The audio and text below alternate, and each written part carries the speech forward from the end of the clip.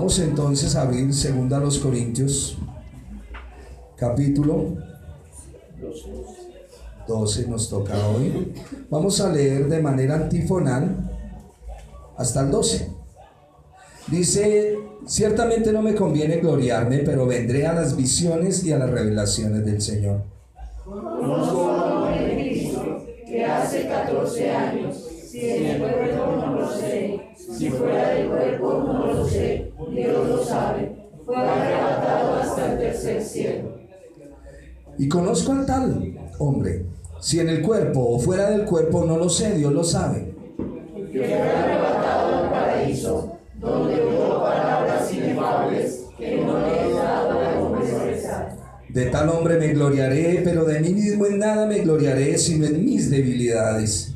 Sin embargo, si quisiera gloriarme, no sería insensato, porque diría la verdad, pero lo dejo para que nadie piense de mí más de lo que vive u oye de mí. Y para que la grandeza de las revelaciones no me exaltase desmedidamente, me fue dado un aguijón en mi carne, un mensajero de Satanás que me abofetee, para que no me enaltezca sobremanera. Respecto a lo cual 3 veces he rogado al Señor que lo quite de mí. Y me ha dicho: bástate mi gracia, porque mi poder se perfecciona en la debilidad. Por tanto, de buena gana me gloriaré más bien en mis debilidades, para que repose sobre mí el poder de Cristo. Por lo cual, por amor a Cristo, me gozo en las debilidades, en afrentas, en necesidades, en persecuciones, en angustias, porque cuando soy débil, entonces soy fuerte. Amén. ¿Me he hecho un necio al gloriarme? Vosotros me obligasteis a ellos, pues yo debía ser alabado por vosotros, porque nada he sido menos que aquellos grandes apóstoles, aunque nada soy. Con todo, las señales del apóstol han sido hechas entre vosotros en toda paciencia, por señales, prodigios y milagros. Asiento, mis hermanos. Un pequeño recorderis de nuestra enseñanza pasada. ¿Qué veríamos? El apóstol se comparaba con los falsos, dándoles a entender a ellos todo el sufrimiento que había tenido como apóstol para poder llevar la palabra, y que los falsos seguramente no tenían tantas marcas de Cristo en sus cuerpos. Amén. ¿Qué otra cosa?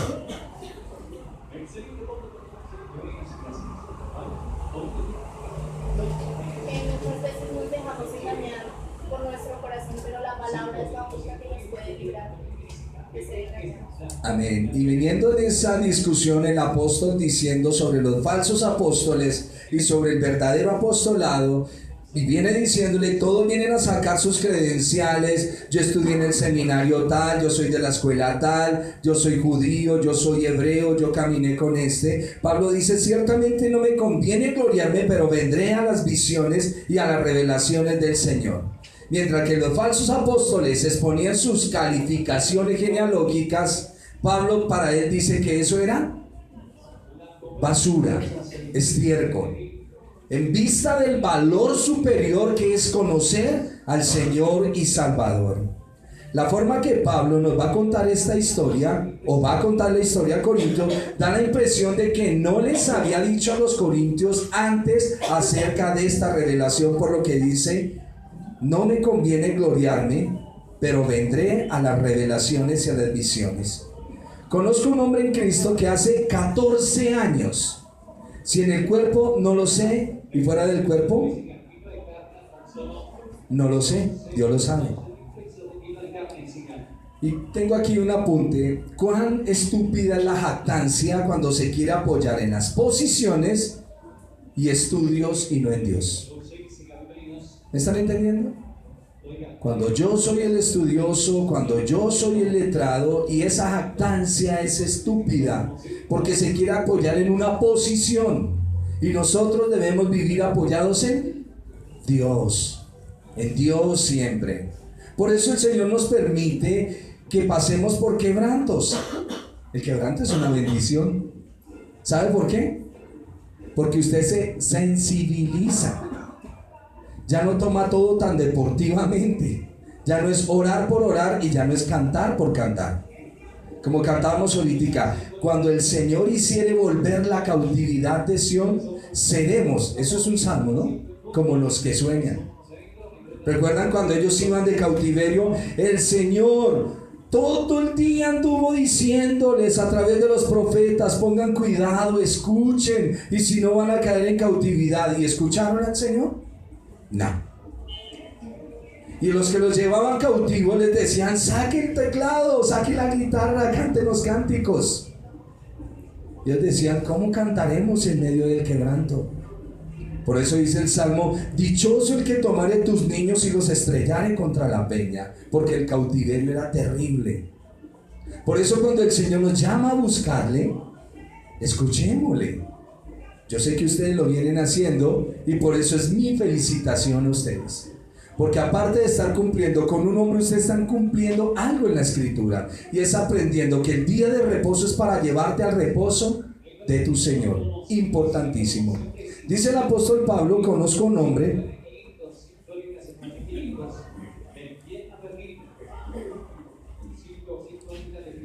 dice el 3, y conozco al tal hombre, si en el cuerpo no lo sé, o fuera del cuerpo no lo sé, Dios lo sabe, que fue arrebatado al paraíso, donde oyó palabras inefables. Conozco un hombre, y parece ser que Pablo está hablando con modestia y prefiere hablar de sí mismo en tercera persona cuando habla de sus visiones y revelaciones, porque las visiones, escúchenme en algo, las visiones sin respaldo escritural son un peligro grandísimo. Soñé, ¿recuerdan que el Señor dice el profeta? Tuve una visión, el Señor me habló. ¿Cuál es el respaldo bíblico que tienes ante eso? Eso es una parte. Y también hay otros que dicen: el Señor me reveló, y tratan de explicarle a uno. ¿Qué días ponían por ahí en un grupo del que pertenecemos a la iglesia? Y decían que el Señor le había dado sueño a un hombre, y nos describían Apocalipsis, lo que está escrito. Pero ¿entiende lo que dice Apocalipsis o quiere sembrarle terror a la gente? Y hay gente que viene, hay unos muchachos que por allá fueron de Swatch hace mucho rato, que fueron al infierno, y que el infierno tenía forma de cuerpo humano, y que vieron esto y que vieron lo otro, y todas esas visiones es mejor echarlas fuera. Lo mejor es lo que la Escritura dice y lo que la Escritura enseña, y con la correcta interpretación de lo que la Biblia dice. De nada nos sirven las revelaciones de los hombres si nosotros no estamos empapados en la Escritura y una verdadera comunión con el Señor. Dice el apóstol: hace 14 años. Muchos dicen que esta visión no fue del apóstol Pablo, porque el apóstol Pablo más o menos en el 48 comenzó su viaje misionero, y en el 58 escribe la carta. Por eso dicen: no pudo ser el apóstol Pablo, tuvo que ser otro hombre. Pero si nosotros miramos el contexto, él está hablando de sí mismo, ¿o no? Miren ustedes, dice hace 14 años, y algunos dicen no se pudo equivocar en la fecha. Algunos dicen que esta visión que él recibió fue cuando fue apedreado en Listra.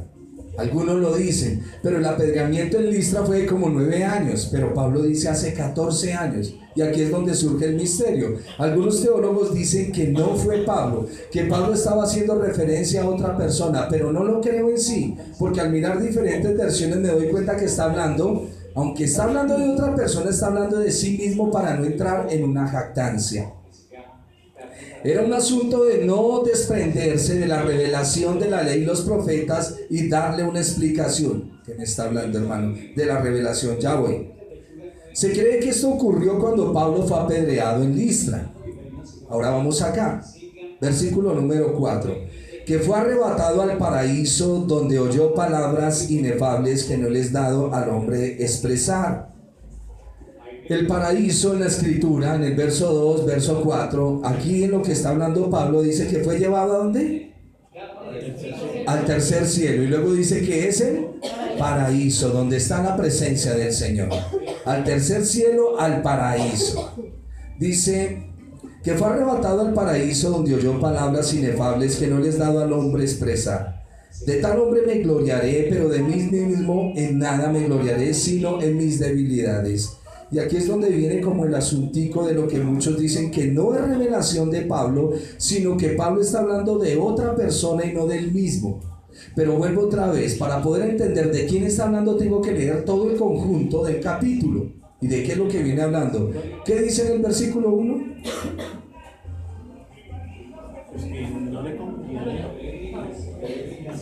Léelo, mi hermano. Ciertamente no me conviene gloriarme, pero vendré a las visiones y a las revelaciones del Señor. Amén. Entonces está hablando en primera persona. Aquí vamos a entrar a unos punticos importantes. Y dice,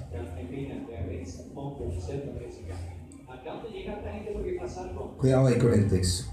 Verso 6. Sin embargo, si quisiera gloriarme no sería insensato porque diría la verdad. Pero lo dejo para que nadie piense de mí más de lo que en mí ve u oye de mí. Y aquí viene. Y para que la grandeza de las revelaciones no me exaltase desmedidamente, me fue dado un aguijón en mi carne, un mensajero de Satanás que me abofetee para que no me enaltezca sobremanera. Amén. Cuando dice un aguijón en la carne, cuando Pablo está hablando de la carne, no habla del cuerpo físico. Él está hablando de su parte intrínseca, del alma. El aguijón viene es para él, para el alma. ¿Para qué? Para que la grandeza de las revelaciones no lo exalte desmedidamente. ¿Le fue dado qué? Un aguijón en la carne. Y aquí necesito de su ayuda. Números capítulo... Son una persona. Números capítulo 33, versículo 55. Bueno, hermano Martínez. Recuerde que la escritura se interpreta a sí misma. Yo tengo que ir a la escritura a mirar cuál es el aguijón, qué representa un aguijón. ¿Qué dice? Números capítulo 33, versículo 55.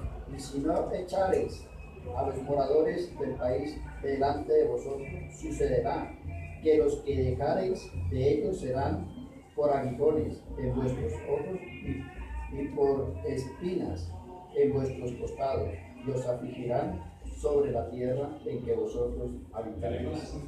¿Cuáles son las espinas y los aguijones? Según el texto de Números.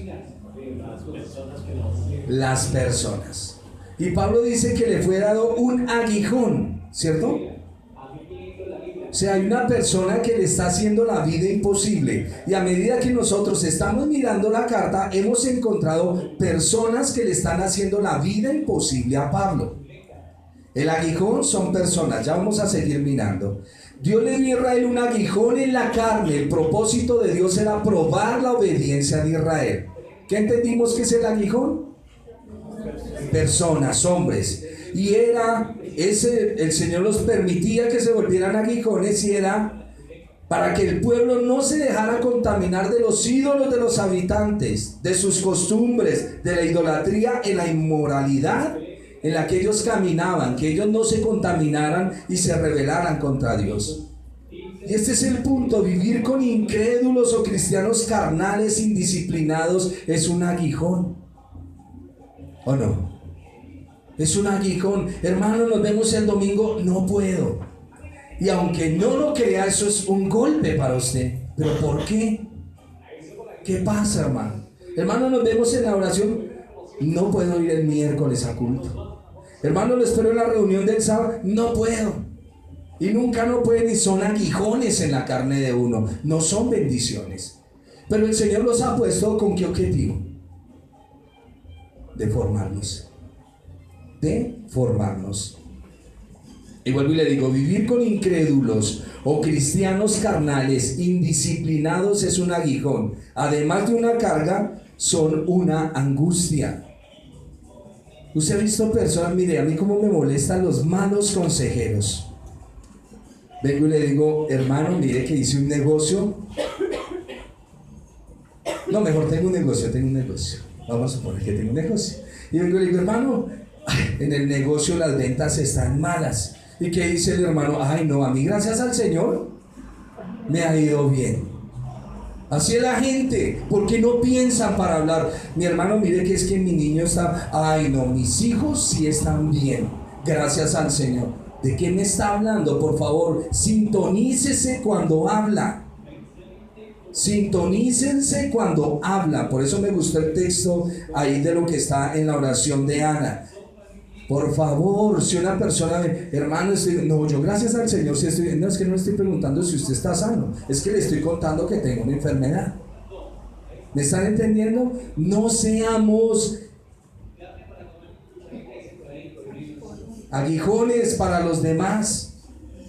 No seamos, ay, mi mamita está enferma y parece, no, la mía sí está bien, gracias a Dios. No, mi familia, ¿quién le está preguntando eso? Conteste bien. El cristiano debe ser una persona entendida en las cosas. Por favor, mucho cuidado cuando usted va a responder. No, es que en el negocio nos ha ido mal. No, en el mío sí, gracias al Señor. ¿Qué es eso? ¿Qué es eso? ¿Usted cree que es una buena respuesta? O cuando uno viene y le dice a un hermano, estoy como enfermo. ¿Quién sabe qué será lo que tiene usted? Por favor. No se ha dado cuenta, hermano, le acabo de decir que estoy enfermo. Es importante entender lo que el Señor quiere enseñarnos. Vamos a tener cuidado en la manera que hablamos. No seamos aguijones para los demás, seamos de bendición. Amén. Por eso vuelvo y otra vez doy gracias al Señor que les da la fuerza para estar en la iglesia, que les da la fuerza para continuar. Muchos de ustedes están pasando unas batallas fuertes. Lo único que les puedo decir, no deje de mirar al Señor. Si el Señor está caminando por las aguas y usted se llena de fe y le dice, Señor, manda que yo vaya, cuando comience a hundirse, tranquilo, no deje de mirar al Señor. Porque usted deja de mirar al Señor y mira la circunstancia y el Señor no me quiere. ¿Quién dijo eso? Mire al Señor. ¿Se ha dado cuenta que cuando usted está construyendo una pared, vamos a hacer de cuenta que todos son mamposteros, estamos construyendo una pared y ya va a terminar y se desploma? Usted dice, amén, Señor, ¿tú querías que yo le hiciera nuevamente? No. Y eso pasa con la fe. Muchas veces usted tiene la confianza en el Señor, pero viene el aguijón. Eso no le va a salir. He venido estos días y ahorita les voy a seguir explicando en una lucha con ese ser espiritual que se llama Satán. Y la verdad no tengo ningún interés en conocerlo. Mi interés es conocer al Señor. ¿Me entienden? Porque Él es el que manda y Él es el que me redime y es el que me salva. Sé que tengo un enemigo y el Señor lo reprenda. Pero no puedo hacer apología como muchos reformados no tienen en su teología nada de demonología, porque no nos interesa esa situación. Sabemos que tenemos un adversario y un enemigo, amén, y que vamos conociendo algo, pero no es para darle desmedidamente lo que no se merece, porque nosotros los creyentes sabemos que todo lo que nos sucede proviene de Dios y que no hay nada que nos pase sin que Dios esté en el asunto. Dios siempre está con nosotros. En sus dolores, dice Isaías, que Él se sienta en su lecho y te escucha cuando tú les comienzas a hablar o comienzas a quejarte. Él te escucha. La Biblia dice que el Señor se goza en el castigo. ¿Qué dice? Se duele del castigo, se duele de la corrección, pero es necesaria. No conozco hombre que coja a su hijo, a su hija, la castigue y diga, ay, qué rico. No. ¿Cierto que nos da dolor? Nos duele más. Y es importante que nosotros entendamos que si corregimos es con un propósito. El apóstol tiene muchas revelaciones y para que no se exalte desmedidamente, le fue dado ¿qué? Un mensajero. La palabra mensajero es la misma palabra ángelos o ángel. Un mensajero, un ángel de Satanás que me abofetee para que no me enaltezca en sobremanera. La palabra mensajero es emisario, puede ser humano, pero también es espiritual. ¿Estamos? ¿Me estoy comunicando? ¿Me están? Ok. La palabra Satán en la Biblia, por eso dice un mensajero de Satán o de Satanás. La palabra Satán, que está en el hebreo y está en la ley de los profetas y en el Nuevo Testamento, la palabra Satán significa adversario y está relacionado con la persona que se opone. ¿Estamos? Por eso su merced vive con diferentes adversidades. Satanás, la adversidad representa a ese ser espiritual. Y vamos a tener cuidado con la manera de interpretar los textos. Ustedes como hijos de Dios, cualquier cosa que les sucede viene del Señor. Hermano Alex, Números capítulo 22, versículos 22 y 23. Dios ha usado tales ángeles en el pasado y ahorita lo vamos a ver. Lo lee por favor, mi hermano. Y la ira de Dios se encendió porque él iba, y el ángel de Jehová se puso en el camino por adversario suyo. Escúcheme. La ira del Señor se enciende contra Balaam. Y el ángel del Señor se pone como. La palabra adversario es Satanás. El ángel del Señor se pone como Satanás. Ojo con lo que estamos hablando. Iba pues él montado sobre su asna y con él 2 criados suyos. Y el asna vio al ángel de Jehová que estaba junto al camino, que estaba en el camino con su espada desnuda en su mano. Y se apartó el asna del camino e iba por el campo. Entonces azotó Balaam al asna para hacerla volver al campo. Amén. El punto que yo quería decirle es: Dios puede enviar un ángel como adversario y a ese adversario se le da el nombre de. El problema es que cuando usted lee el ángel de Jehová, dice que es el Señor Jesús. ¿Cierto o no? Pero el ángel de Jehová aparece como adversario. Yo tengo que aprender y tenemos que aprender a interpretar los textos en la Escritura. Dios envía a sus ángeles con un propósito. No existe ese dualismo cósmico donde hay un demonio haciéndole contrapeso al Señor. Falso. De todos los falsos. Hay un ser espiritual que representa el mal. Después vamos a hablar de él en el momento que nos toque. Y ese ser cumple ciertas tareas. Dice el libro de Job que un día vinieron a presentarse los hijos de Dios y con ellos vino el adversario. Y el Señor le dice: adversario, ¿has contemplado a mi siervo Job? El Señor es quien comienza el diálogo. Es el Señor quien comienza el diálogo. Nuestro amado Señor. Él te da bendición, pero también te entra en la adversidad. Cuando el Señor hiciere volver la cautividad. Él nos da libertad, pero también nos mete en cautividad a causa de nuestro pecado. Permite que nos tomen cautivos. ¿Estamos entendiendo el punto? ¿Has contemplado a mi siervo? ¿Y qué le dijo? Pues el hombre lo alaba y le canta porque usted lo tiene cercano. Eso para que usted lo entienda cómo lo mantiene usted el Señor. Cercano. Pero déjame tocarle la esposa, déjame tocarle un hijo, déjame tocarle esto. Eso para que usted entienda cómo es el trabajo. Pero no dice que hay una contienda y que el enemigo quiere. No.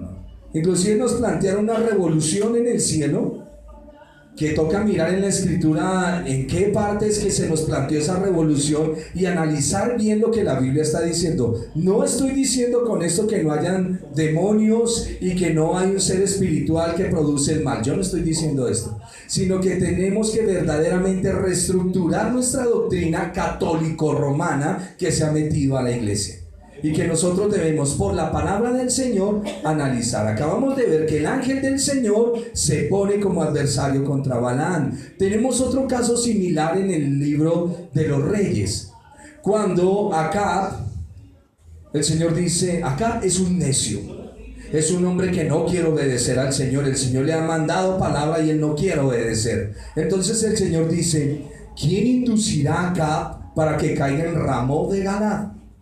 Y sale un espíritu y dice, porque es que nosotros hay veces, dice: yo seré espíritu de mentira. Entonces ya los de la guerra espiritual dicen: ¿ve que hay un demonio de mentira? No, seré mentira en boca de los profetas. Seré mentira en boca de los profetas. Ojo con el análisis del texto. ¿Usted ha creído mentiras? Dijo la hermana hace rato: nosotros a veces creemos que estamos bien. ¿Quién le metió eso en la cabeza? Usted mismo. ¿Quién es su mayor consejero? Usted mismo. ¿Quién es el que le aconseja y habla con usted todo el día? Usted mismo. Usted tiene que ir a hablar es con la Escritura, con el Señor, que el Señor le dé su conocimiento. ¿Y qué fue lo que hizo Acab? Los hombres le dijeron: Acab, pues usted es un guerrero y mire ese ejército, suba que usted va a salir victorioso. ¿Y el hombre qué pasó? Se creyó su propia mentira. Cuando la Biblia dice que seré espíritu de mentira en boca de los profetas, fue que les hizo creer lo que ellos querían creer, no que les hubiera mentido. ¿Me están entendiendo el punto? No fue que el ángel les dijo: mire, la mentira se está... No, sino que les dijo: crean a su propio corazón. Cuando creemos la mentira de nuestro corazón, según el ídolo de su corazón, Dios nos va a entregar. Escúcheme, no hay espíritu que venga a engañarlo a usted. Es usted mismo quien se engaña. ¿Me están entendiendo? Es un juego de palabras. Sale un espíritu de parte del Señor y será espíritu de mentira en boca de los profetas, pero no porque este espíritu ponga mentira en la boca de los profetas, sino que les hace creer en su corazón. Ejemplo, ese mismo espíritu está en paraíso que le dice a Eva: ¿qué pasó, mi hermanita? ¿Usted va a ser igual a Dios? Mire ese fruto, va a tener sabiduría. ¿Se engañó ella misma? Me temo que como la serpiente con su astucia engañó a Eva, pero fue quien la engañó, ella misma se autoengañó. Cuando nosotros, ¿lo quiere leer? Mire, todos hablan Ezequiel. A ver, vamos a abrirlo todo.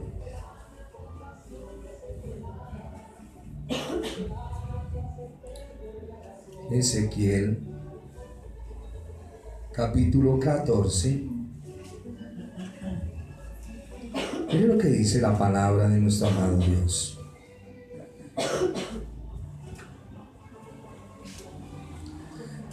Verso 1 dice: vinieron a mí algunos de los ancianos de Israel y se sentaron delante de mí. Y vino a mí palabra de Jehová diciendo: hijo de hombre, estos hombres, oigan, han puesto sus ídolos en su corazón y han establecido el tropiezo de su maldad delante de su rostro. O sea, están convencidísimos que por donde van están bien. ¿Acaso he de ser yo en modo alguno consultado por ellos? No, Señor, no los van a consultar. Háblales por tanto y diles: así ha dicho Jehová el Señor: cualquier hombre de la casa de Israel que hubiera puesto sus ídolos en su corazón y establecido el tropiezo de su maldad delante de su rostro, y viniera al profeta, yo Jehová responderé a que viniere conforme a la multitud de sus ídolos. ¿Estamos entendiendo cómo se mueven los espíritus en la Biblia?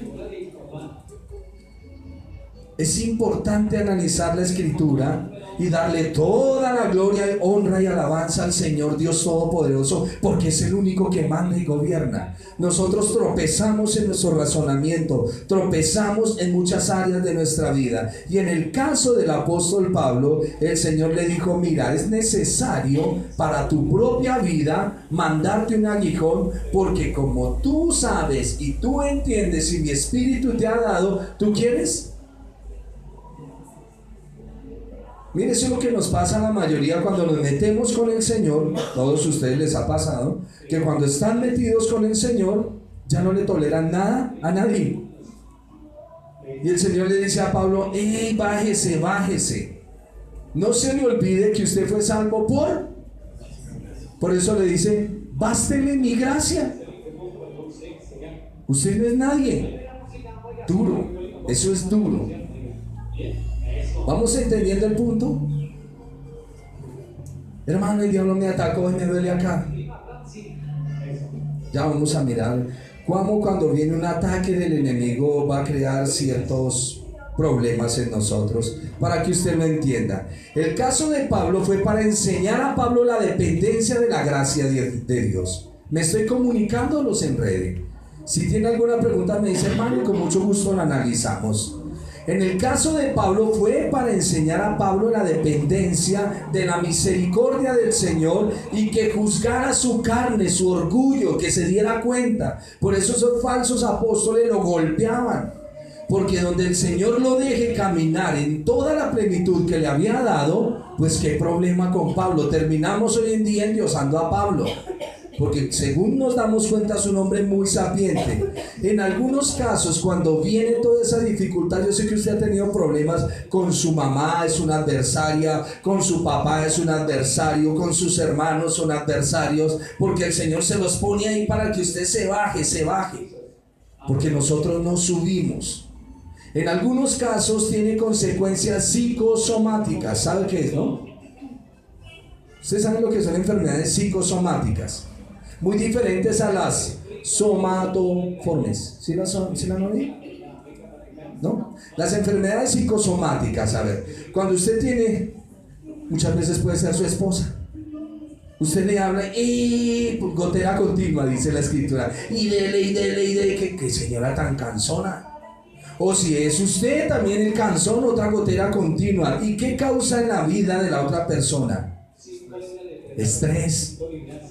Todas las y eso sí son enfermedades. La psico, que es de la mente, y soma, que es cuerpo. Enfermedad psicosomática es real. El estrés, la ansiedad, los problemas emocionales, esa enfermedad es real. ¿Estamos? Cuando usted tiene un ejemplo, le doy una plata a alguien, pero es que no se sabe golpearle a esa persona, lo estresa, lo pone mal, lo enferma. Y eso fue lo que sucedió con el apóstol Pablo, con estos hombres que andaban a toda hora molestándole la vida. Y tuvo unas consecuencias en su cuerpo. Vuelvo y les digo, hay enfermedades psicosomáticas y esas enfermedades son reales, tienen síntomas, pero hay otras que son somatoformes, donde no hay patología. Hay veces dicen, no, es que eso es psicosomático, eso no es real. No, el psicosomático sí es enfermedad real, pero los somatoformes, eso sí no tiene patología, eso no es real. ¿Estamos? El estrés, la ansiedad, las preocupaciones desmedidas que lo llevan a tener dolores de cabeza, úlceras y una cantidad de situaciones son producidas por esos aguijones que el Señor permite en la vida de uno. ¿Estamos? El aguijón es una persona que está siendo auspiciada por el mal, por una adversidad, pero que lo puede llevar a usted a enfermarse. Por eso el Señor le dice, y yo conozco personas aún de la misma congregación que todos los días viven enfermas. Y viven enfermas y viven achacadas y viven enfermas. Por favor, vaya y pregúntele al Señor de dónde viene el aguijón y para qué es. ¿Estamos? Porque eso es un aguijón. ¿O no? ¿O el Señor no nos dio sanidad en la cruz? Antes de la cruz. Porque la misión algunos decían que el Señor cuando le abrieron su llaga fue que nos dio sanidad. No, y entonces la sanidad que él hizo cuando estaba en vida, porque él venía a sanar las enfermedades. Y por favor revisémonos, oremos al Señor, porque eso no es normal. No es normal. Ahora puede ser que en su cuerpo le falta agua. Pues muchos dolores de cabeza por falta de líquido en su cuerpo. Y es importante que se mire. Pero cuando son enfermedades que usted no entiende, que me duele aquí, que me duele allá, que por aquí, que por allá, por favor, vaya y hable con el Señor. ¿Qué le dice el Señor? Mire, el apóstol dice, respecto a lo cual 3 veces he rogado al Señor que lo quite de mí. ¿Sí que el apóstol no oraba mucho? Oró 3 veces. ¿A qué se referirá aquí con he rogado 3 veces? ¿Qué creen ustedes? A ver, hermano, aventúrese con una idea. La aventura del saber. ¿Por qué dice rogado 3 veces? De pronto fue que en esa tercera vez que él le pidió al Señor que le fuera quitado esas personas, el Señor le dio la respuesta y para él fue más que suficiente haber recibido esa respuesta. Amén. Y hay momentos en que usted ora intensamente por algo ¿Se acuerda cuando lo ha hecho? Usted dice, no, yo ya le pedí 2 veces al Señor. No porque usted no en sus oraciones no lo hubiera pedido. Fue que un día se metió intensamente a orar por eso, a suplicarle al Señor. Y Pablo dice, intensamente le he suplicado al Señor 3 veces hasta que el Señor me dijo, esto es parte del proceso de crecimiento en su vida. Porque usted tiene un corazón, ¿cómo lo tiene? Transformado. Pero tiene una patología de orgullo. Y es importante tratarlo. Y el Señor le dice, mi gracia es todo lo que necesitas. El Señor le dio suficiente gracia y poder interior de tal medida que Pablo pudo decir, me regocijo en mis debilidades. ¿Estamos? Su merced le gusta que cuando alguien viene y le dice algo, le dice, usted no tiene razón, usted le dice, ay sí, su merced tiene la razón, no yo. ¿Cierto? Claro, yo me equivoqué porque no lo pensé así. Para eso se necesita proceso en el Señor, ¿cierto? Siempre tenemos la razón y siempre estoy mirando el espejo de mi mente, o sea, bien maquilladito y parado defendiendo mi causa. Y eso hay veces nos pasa, hermano, bájese el razonamiento, bájese. Está parado en la tarima y alegando, dice, bájese de su razonamiento y escuche lo que le estoy diciendo. Y es importante entablar comunicación. Si usted está equivocado y yo estoy equivocado, cuando los dos tenemos un diálogo y usted está equivocado, tienen que hacer caso, porque yo nunca estoy equivocado. Todos nos equivocamos. Amén. Aún para una exhortación en el Señor, puedo estar parado en mi soberbia tratando de hacerles a ustedes menguar la suya. ¿Está oyéndome? Parado en mi soberbia tratando de hacerles bajar la suya. O sea, altivo, hermano. Pues usted tampoco. A mí no me grite. Pues usted a mí tampoco. ¿Ve cómo son las situaciones? Y Pablo dice, ustedes me hacen entrar como en una locura, en un desvarío. Yo tengo que mostrarles, pobre hombre, cómo sufrió. Y ahí es donde nos damos cuenta del aguijón. Ya vamos llegando. Verso 9, y me ha dicho, bástate mi gracia, porque mi poder se perfecciona en la debilidad. Por eso cualquier circunstancia que usted esté atravesando, debe saber que el Señor le envía, aunque muchos aquí no tienen aguijones fuertes, pero cuando usted se está subiendo, viene alguien que ¡pum!, lo golpea, ¿o no? ¿No les ha pasado? Ah, hermanos, qué bueno. Se andan fiaditos los hermanos.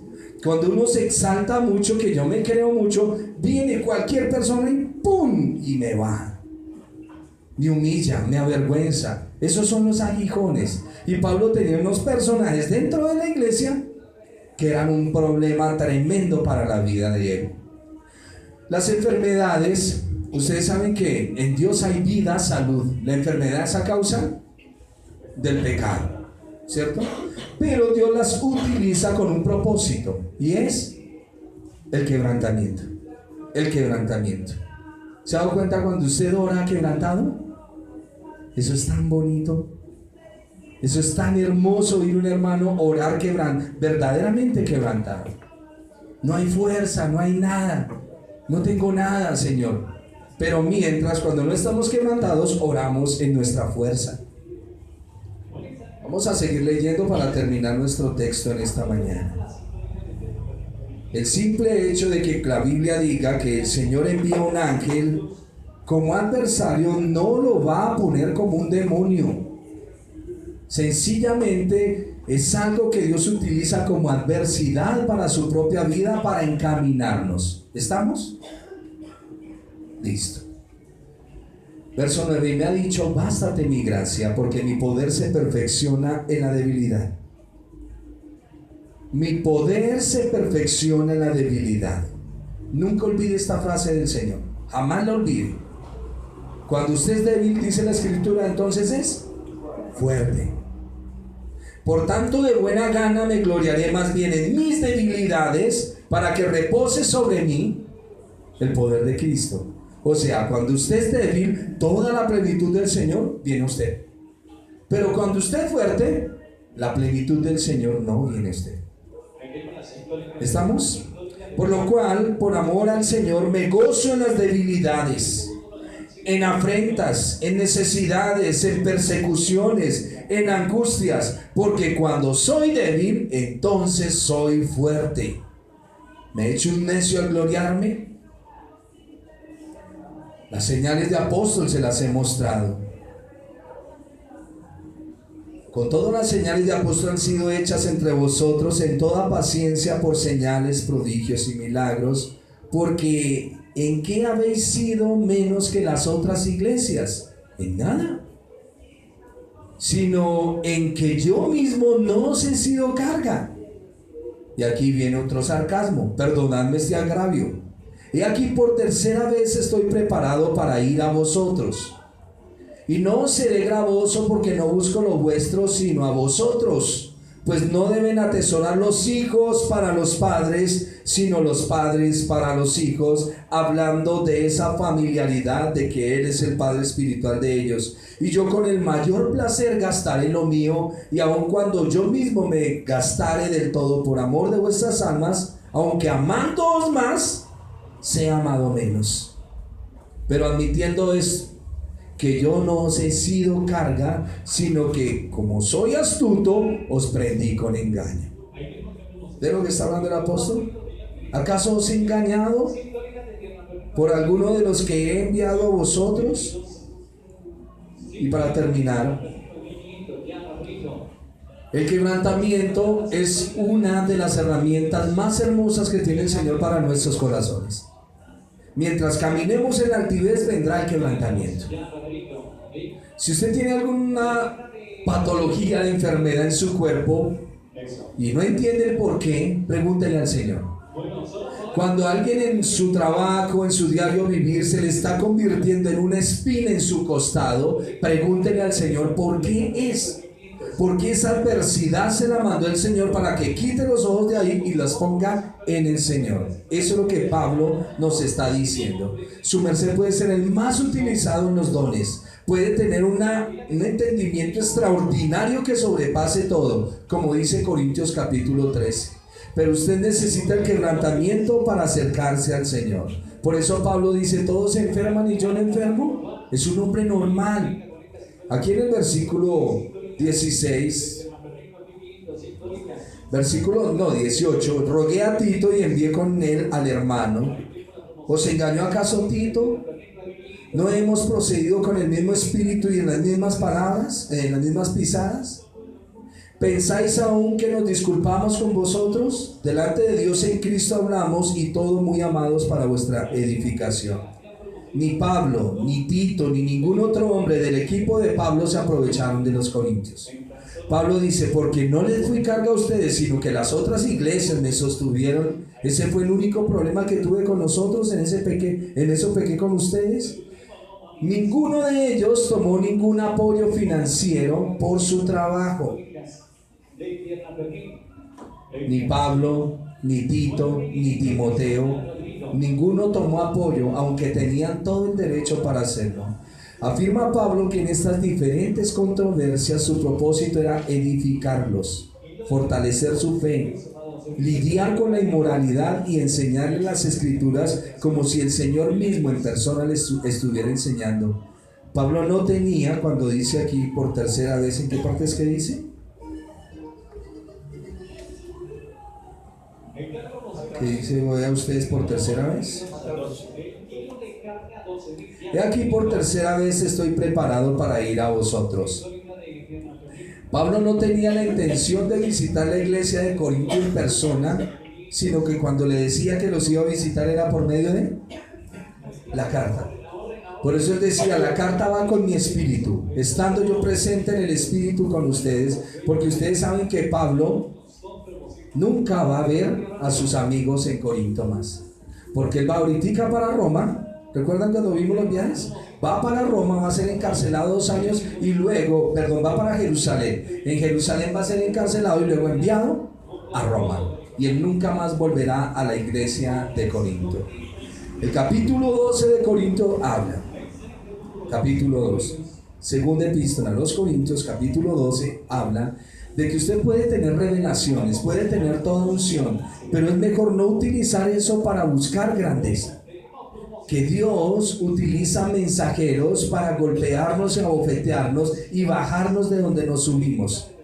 Y que es importante entender que en medio de la aflicción yo no puedo poner mi rostro contra el Señor. ¿Usted por qué? Eso es uno de los problemas que tenemos los ministros y los que servimos al Señor, que cuando viene una enfermedad o viene algo difícil, pensamos que Dios automáticamente sale en defensa nuestra. Y eso no es así. Él muchas veces calla y permite, yo se los he dicho, la parte más difícil es cuando Dios guarda silencio y permite que el tentador venga. Esa es la parte más difícil porque su fe decaerá. Escúchenme en algo. Y hay hombres que han orado por su sanidad y llevan años orando, y cuando viene el tentador les hace creer que Dios no existe, que Dios no es bueno, que usted ha cometido tal pecado que el Señor se las va a cobrar todas. Pregunta, ¿luego Él no pagó por usted? El tentador hace que nuestra mente se desvíe y se entra en su propio razonamiento. Pero Dios, ¿dónde está? Cuidado. Ese fue el trabajo del tentador con Job. Vamos a ver si en medio de la aflicción este hombre no reniega. ¿Y qué dice la Biblia? Que no se halló despropósito en Job. Job dijo, el Señor dio, el Señor quitó. No se les olvide, en el momento de la prueba, cuidado con lo que su mente le dice. Cuidado con los 3 amiguitos de Job. ¿Cómo es que se llaman? Eliú, Elifaz. No, Eliú es el último. Elifaz, Sofar, creo que es. Bueno, y el otro. Y Bildad. Esos 3 consejeros son de lo peor que hay, ¿oyó? De lo peor. Porque ellos quieren hacerlo dudar a usted de la salvación del Señor. Ojo con eso.